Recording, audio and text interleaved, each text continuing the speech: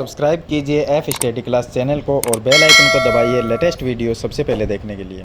Hello friends, चलिए इस video में हम प्रश्न नंबर 8 को हल करेंगे। प्रश्नावली 10.5 का क्वेश्चन है ये। इससे पीछे वाली वीडियो मैंने प्रश्न नंबर 7 का हल बता दिया था। अगर वो वीडियो देखनी है तो डिस्क्रिप्शन में प्लेलिस्ट का लिंक मिल जाएगा, उस पर क्लिक करके आप पीछे वाली वीडियो देख सकते हैं। तो चलिए हम इसको सिद्ध करते हैं। तो आप वीडियो को लाइक कर दीजिए और चैनल को सब्सक्राइब कर लीजिए। यहाँ पर देखिए हमें दिया गया है कि यदि एक समलंब की असमांतर भुजाएं बराबर हो, ये एक समलंब चतुर्भुज है ए बी सी डी।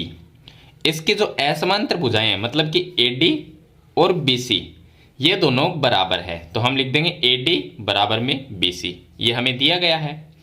तो सिद्ध करना है कि वह चक्रीय है, मतलब कि ए बी सी डी ये चतुर्भुज है, उसको चक्रीय चतुर्भुज सिद्ध करना है। तो चक्रीय चतुर्भुज की शर्त होती है कि हम कोण ए प्लस कोण सी इन दोनों का योग 180 कर दें या बी और डी का योग 180 कर दें, तब ये चक्रीय चतुर्भुज कहलाएगा। तो चलिए हम इसको सिद्ध करते हैं। तो हमें दिया है कि ए डी और बी सी बराबर है, जो कि असमांतर भुजाएं हैं, और सिद्ध हमें करना है कि ए बी सी डी एक चक्रीय है। ये सिद्ध करना है।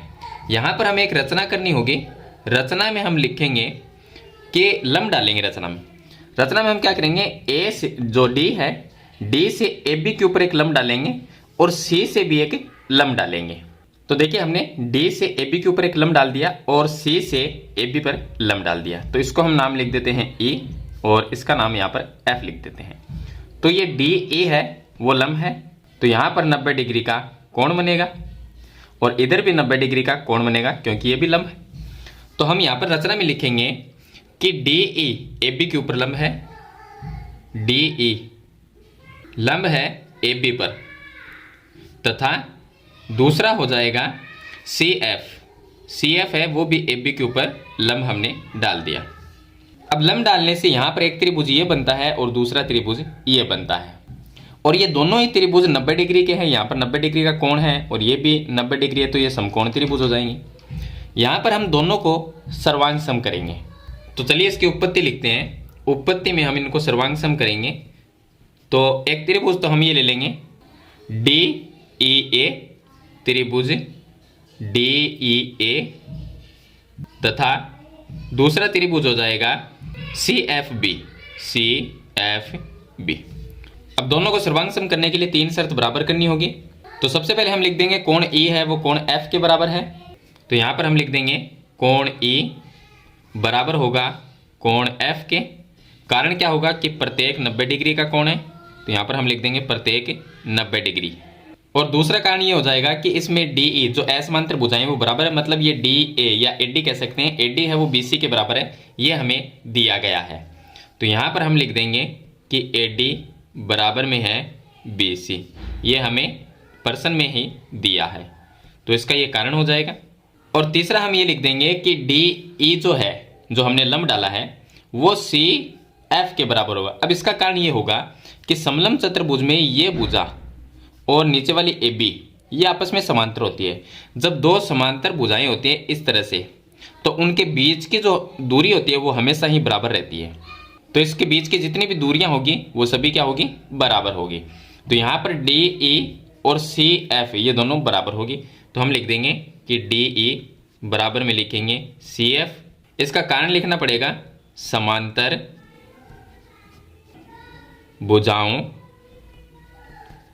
के बीच की दूरी, समांतर भुजाओं के बीच की दूरी ये क्या होती है, बराबर होती है। तो यहाँ पर एक कोण हो गया, 2 भुजाएं हो गई। अब ये 90 डिग्री का कोण है, ये भी आ गया इसके अंदर, और 90 डिग्री के सामने वाली भुजा कर्ण होती है, ये भी आ गया। तो इसमें आरएचएस नियम लगता है। तो हम लिख देंगे कि त्रिभुज डी ई ए ये सर्वांग सम हो जाएगा त्रिभुज सी एफ बी के। अब ये दोनों त्रिभुज हो गए सर्वांग सम, कौन से नियम से, आरएचएस नियम से। यहाँ पर लिख देंगे आरएचएस नियम से। आरएचएस नियम से दोनों सर्वांग सम हो जाते हैं। और जो त्रिभुज सर्वांग सम होते हैं उनके संगत भाग बराबर होते हैं। तो कोण जो ए है वो कोण बी के बराबर होगा। तो हम लिख देंगे तो कोण ए बराबर हो जाएगा कोण बी के बाई सीपी सीटी से। यहाँ पर लिख देंगे सीपी सीटी से ये दोनों कोण बराबर होंगे। अब देखिए, अब यहाँ पर एक तो ये DC जो CD है या DC कह सकते हैं, और एक AB, ये दोनों क्या है, आपस में समांतर है। ये दोनों आपस में समांतर है और इनके बीच में ये DA जो है, ये DA इस तरह से, यहाँ पर D है, ये A है, ये समलंब चतुर्भुज की भुजाई है। ये क्या है, एक तिर्यक रेखा है। अगर ये दोनों समांतर है तो ये बीच में एक तिर्यक रेखा है, और तिर्यक रेखा के एक की ओर के कोण है उनका योग 180 डिग्री होता है। मतलब A और D को अगर जोड़ते हैं तो इनका योग 180 होगा। यहाँ पर हम लिख सकते हैं अब कोण A प्लस कोण D, इनका योग होगा 180 डिग्री। इसका कारण लिखना है कि तिर्यक रेखा के एक की ओर के अंतः कोण है, तो इसका कारण हो जाएगा कि तिर्यक रेखा के एक की ओर के अंतः कोण है उनका योग 180 डिग्री होता है, मतलब कि वो संपूरक होते हैं। अब देखिए यहाँ पर A है वो B के बराबर है, तो अगर मैं A की जगह B लिख देता हूँ तो B प्लस D कितना आएगा, 180 आएगा। तो चलिए यहाँ पर लिख देते हैं, कोण A की जगह लिखते हैं कोण B प्लस कोण D अपनी जगह रहेगा और बराबर में आ जाएगा 180 डिग्री। ये हमने कहाँ से लिखा, हम लिख देंगे कि कोण A है वो बराबर है कोण B के। यहाँ से हमने A की जगह B लिख दिया, तो ये कोण हो गया B और ये कोण हो गया D, ये पूरा कोण यहाँ पर ये D हो गया।